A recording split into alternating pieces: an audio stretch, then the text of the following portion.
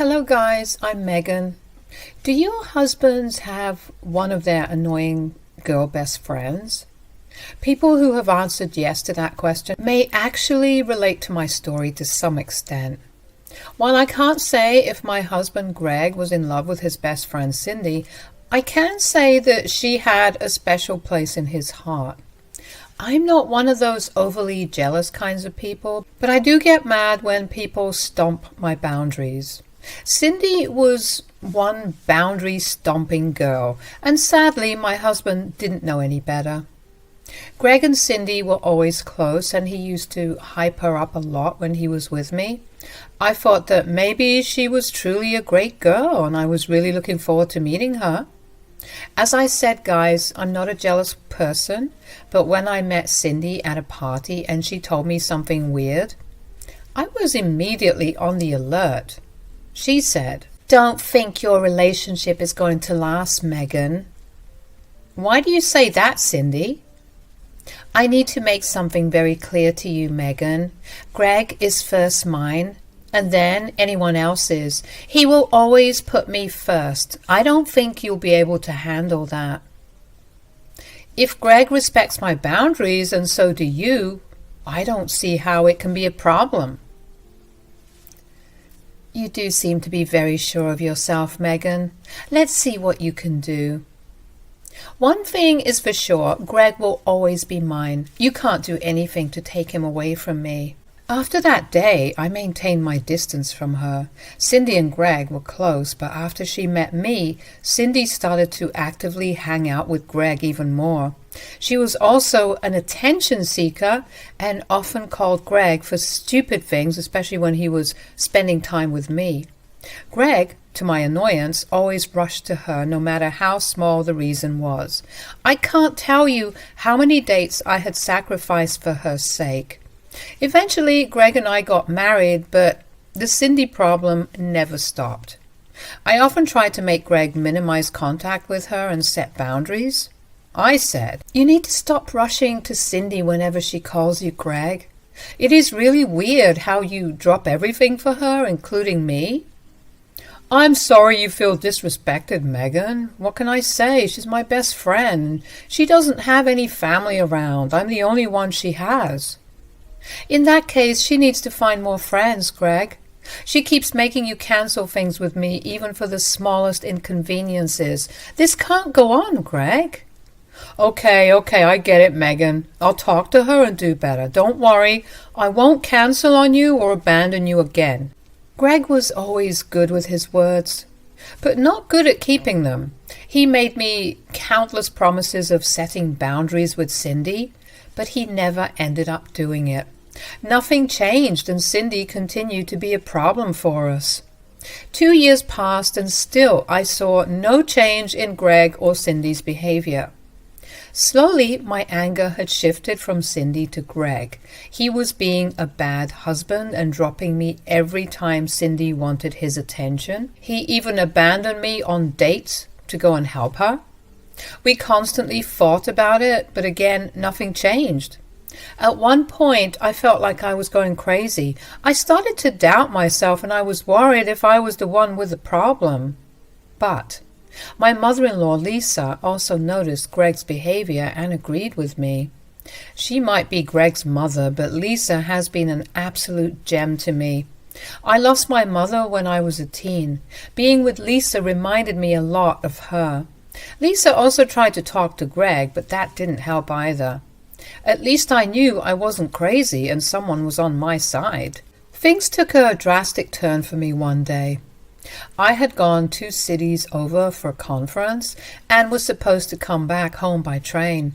I had to take the last train home and needed to be picked up by Greg because it was unsafe that late at night. My train arrived at the station at about 2 a.m.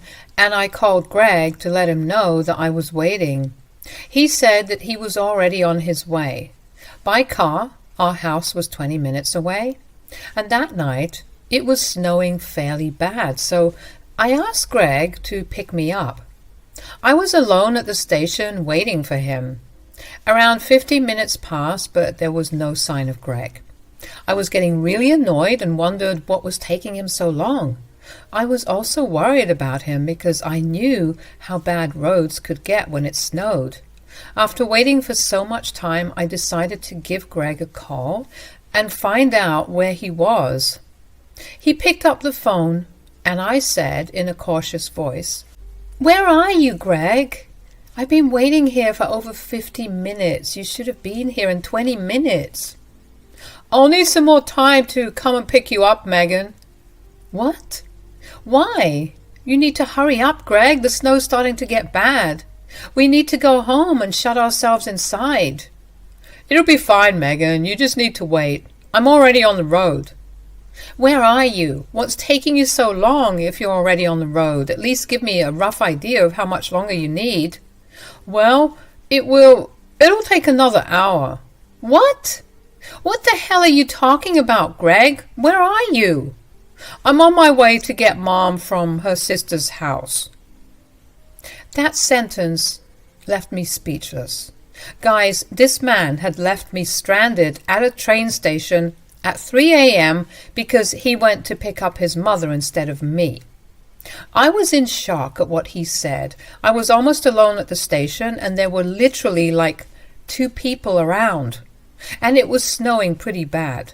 The weather report even said that it would be a very snowy day. But instead of picking me up as soon as he could, Greg chose to drive to get his mother. I was furious, and I said, "What are you talking about, Greg? Don't tell me you're seriously going to pick up your mother while leaving me here." "Oh God, Megan, why are you acting so offended? I can pick up both of you. I went to Mom first because she desperately wanted to get out of the party. I wasn't going to leave her stranded there." "No, you aren't going to leave her stranded. She's literally in a house, and I am in a freaking train station. What is wrong with you, Greg?" "Will you please relax? I told you I would come and get you. This is a pretty safe city, and you are a grown woman. You'll be fine." "And your mother is a grown woman too, Greg. You didn't need to rescue her from her own sister's house, which is like 2 freaking hours away." "Look, I'm not going to abandon my mother just because you are scared of a little snow. Just come call an Uber if you don't want to wait. I'm hanging up now. I can't concentrate on the road with you yelling in my ear." Greg said that and hung up on me. I tried to call him back, but he wasn't picking up. I couldn't believe what had just happened to me. Greg had not only hung up on me, but also abandoned me at a train station. Did I mention that it was 3 a.m. at night and snowing? Well, it was, and I couldn't find a single cab in sight or on my phone. It was a nightmare for me. After a while, I got so frustrated that I started to cry. I felt abandoned and betrayed by my husband. I couldn't believe that he would do this to me. Time passed, and still there was no sign of my husband anywhere. I guess I was stupidly thinking that he was making a joke and would soon come to get me. But when it was already 3:20 a.m., I decided to give up and take matters into my own hands. My gut told me that there was something fishy going on, so I decided to call the one person who supposedly started this mess. I called my mother-in-law, Lisa. Lisa listened to my frantic call and sounded super surprised at what I said. She then revealed something shocking to me. She said, "What are you talking about, Megan? I'm not at my sister's house. I'm home at my house." "What? You're not at your sister's house? But that's where Greg told me you are. He said he was on his way there to come and get you." "No, Megan. Why would I drive over an hour to my sister's place when I know I might get snowed in? I wasn't going to take that risk." "Then why did Greg tell me that he was going to get you?" "It is clear that Greg has lied to you. He is definitely somewhere else." "Oh, God, I can't believe this." "I don't know what to say, Lisa. I'm stranded at the station and the snow is getting bad. What should I do?" "Don't worry, dear. I'm coming to get you. I've got snow tires on my car, so it won't be a problem." Lisa hung up on me and came to me as soon as possible. She drove to the station and stayed there because I was a crying mess. She even brought me a coat because I said I was too cold. When I was crying, she comforted me as best she could and took me to a nearby cafe that was open. She sat with me while I cried over a glass of coffee. She said, "I'm so sorry for what my son did, Megan. I wish I had raised him right." No, it's not your fault, Lisa. It's Greg who should take all the blame. God, I just hate the two of them. I can understand what you feel, Megan. I still can't believe that he lied to you like this. You were almost freezing, Megan. Thank you so much for coming, Lisa. I don't know what I would have done. It's impossible to walk home in this weather. I wonder what was so urgent that Greg dropped you and lied to you like that. This is really suspicious. You know what? I can see his location since we share each other's phone locations. If he hasn't turned it off, I can find out where he is. I took out my phone and tried to see if I could see Greg's location. It was a long shot because Greg could have easily turned it off, but to my surprise, I was actually able to see where he was. And what I found out absolutely crushed me. He was at Cindy's place. Yes, my husband had abandoned me for freaking Cindy. I showed Lisa my findings and she was pissed as well. After another round of crying over her shoulder, I said, "This is it, Lisa. This is the last straw. He chose freaking Cindy over me again." Oh, God, what the hell was he thinking? I told you, Megan, there is something fishy going on between Greg and Cindy. Did you see those signs as well? I always knew he was bad news, Lisa. I tried so hard to make Greg understand my feelings and set boundaries, but he never listened to me. My son is nothing but a stupid idiot. He doesn't know how badly he has messed up. He shouldn't be treating you this way at all. You are way better than Cindy. He always does this, Lisa. I'm tired of his behavior. Every time he makes promises that he won't do this, still he ends up choosing Cindy over me. I can't take this anymore, Lisa. I can understand that, Megan.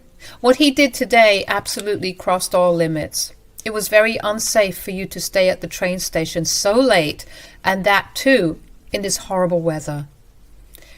I've forgiven him for a lot of things, Lisa, but I don't think I can forgive him for this. I'm done with him. What are you planning to do, Megan? I promise I will help. He really needs to be taught a lesson. I told Lisa what I wanted to do, and she agreed with me wholeheartedly. She was a bit sad for a reason, but I assured her that our relationship won't change. She was like a mother to me, and nothing would change that. That made her a little happy, and she even gave me a hug. Then Lisa told me her own plans for Greg, which I too supported. I had given Greg too much leeway, and he has shown me that he would never change. He claimed that he loved me, but he wasn't even going to make sure of my basic safety and run to his so-called best friend whenever she demanded it. He made his own choices, and I made mine. I stayed behind with Lisa and had a nice meal at the cafe. Thank God there was at least one cafe that chose to remain open even when it was dark and snowy. I was super hungry and needed a meal. Lisa also stayed back with me because she knew there was a confrontation waiting to happen. Meanwhile, 2 hours passed and soon I got a frantic call from Greg. When I picked up, he panicked and said, "Where are you, Megan? Are you still at the station?" "Yes, I am still at the station, Greg." "Okay, I'm almost here. You can come outside now." I told Lisa that Greg was almost at the station, and she gave me a wicked smile and walked me towards the car park. When Greg finally walked up to where I was supposed to wait for him, he couldn't believe his eyes when he saw Lisa with me. I saw how his face changed in shock, and soon nervousness set in. He was shaking from the cold and looked really panicked.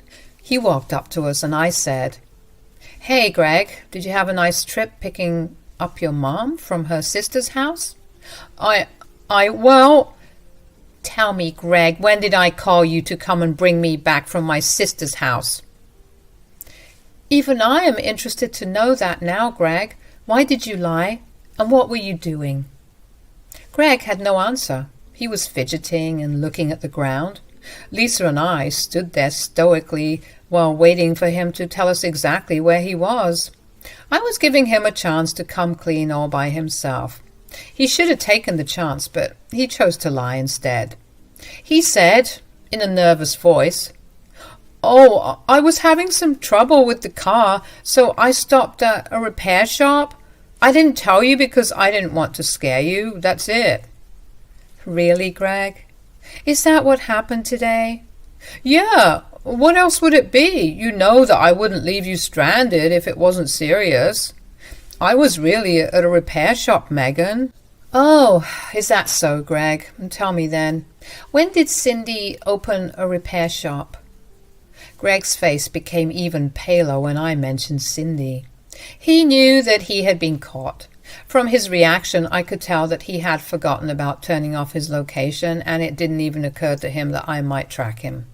When I told him about Cindy, he was wondering how I found out, and he actually had the audacity to ask me. How did you know, Megan?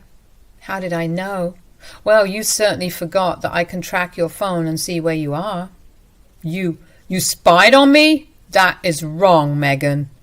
Don't you dare try to turn this on me, Greg. I am the victim here, not you. After you lied to me and left me stranded like this, I had to know where you were. How could you do this to me, Greg? What can I say? She needed me to pick her up from somewhere because she was drunk. I wasn't going to abandon her. Oh, you had no problem abandoning your wife, but you couldn't do that for your friend. Is that what you're saying, Greg? Greg remained silent and didn't know how to answer my question. He knew he had been caught red-handed, and he also knew what he did was bad. But I don't think he really understood just how badly he had messed up. After some time, he just said, "I'm sorry, Megan. I shouldn't have done this. I promise this will never happen again." You can go to hell with your stupid promises, Greg. I don't want to hear them anymore. I'm freaking done with you. I won't tolerate this behavior anymore. We are done. What? What are you saying, Megan? What I'm saying is that we are getting a divorce. You and I will no longer be married. No, don't say that, Megan. I'm so sorry. Let's talk about it. Don't make any rash decisions. I swear I'll never do this again. It's too late for that now, Greg. We're done. This ends here. I won't be giving you any more chances. Greg started to beg me for forgiveness while I remained stoic. I wanted to scream and cry, but I didn't want to appear weak to him. Yes, I was breaking from the inside, but I wasn't letting Greg see that. He didn't deserve my tears. I was sincerely done with him and had decided to separate from my husband. But Greg wasn't willing to accept that. He begged me to take back my words. When he saw that I wasn't doing what he wanted, he turned to Lisa and sought her help. He said, "Mom, help me here. Tell Megan she's overreacting, Mom." "She's not overreacting, Greg. I think she's doing the right thing." "Mom, she's talking about leaving me. Will you support that too?" "Yes, I will support that too. You have been nothing but a bad husband. I didn't raise you like this. I can't believe the things you have done with Megan. Today you have crossed all limits. There is no coming back from this." "Mom, no, please help me. I can't lose Megan." "You lost her the moment you went to Cindy instead of her. Now you have to suffer the consequences of your actions. Megan is going to divorce you, but that's not all. I have decided to kick you out of the house and go no contact with you for now." "What? Mom, why are you doing this?" "You used my name to do God knows what with another woman. I can't overlook that, Greg. Besides, I don't want to associate with a man who has no regard for his wife's safety. I didn't raise a man like that, and I don't want to be in his life." Lisa's words absolutely broke Greg. He hadn't realized that one single day would end up destroying his marriage and his relationship with his mother. He was a crying mess as he begged us for forgiveness. We ignored him, got in our car, and went home. Lisa strictly told Greg not to come back to our home, so he didn't do that. I'm pretty sure he went to Cindy's house that night, but I didn't even care anymore. I didn't want a man who didn't value me or my safety. I didn't even check his location on my phone. I simply went home and had a good night's rest. Lisa also accompanied me because she didn't want to leave me alone. I was glad for her presence because it brought me some comfort. The next day, Greg showed up to the house to beg for mercy again. He never admitted to any offense, even though Lisa begged him to tell me the truth. Greg maintained that Cindy was only his best friend and he didn't love her. He kept saying that he loved me and would do anything to bring me back. Too bad I wasn't falling for that crap again. I told him that we were done and he would get divorce papers soon. After hours of trying to change my mind, Greg finally collected some of his things and left. That day itself, I went ahead and talked to a lawyer to start preparing for a divorce. Lisa helped me out with that as well. Greg was served divorce papers just like I had said. He went mad for a short while and started to beg me all over again, but I stopped responding to his calls and texts. Instead, I told him that he should only contact me through a lawyer. He tried to show up at my work but got thrown out by security. He harassed me at my house for a few days until Lisa and I threatened to call the cops. In the end, he realized that no one was on his side. He had cut off Cindy from his life, but still, I didn't change my mind. Maybe he did love me because he didn't go running back to her after all. How did I know? Well, Cindy sent me some nasty texts about taking Greg away from her. That was satisfying to read and made both Lisa and I laugh. So, Greg and I are divorced now, and I haven't talked to him in a while. The last time I saw him was on the day we finalized the divorce. He looked broken and had thinned out a lot. I also got to know that he moved into an apartment on his own. Since he worked a higher paying job than me, he was giving me alimony. I was willing to let it go, but surprisingly he told me to keep it. He was acting all sad and dejected, but again, I didn't care about it at all. I went on with my life, and I'm actually still living in Lisa's house. I'm building up my savings to buy a house, so Lisa insisted I stay at her place rent-free for another year. She visits me often, and we have lots of girl time. She rarely talks to Greg and doesn't even visit him anymore. Maybe their relationship would improve later, but one thing is for sure, Greg and I are done.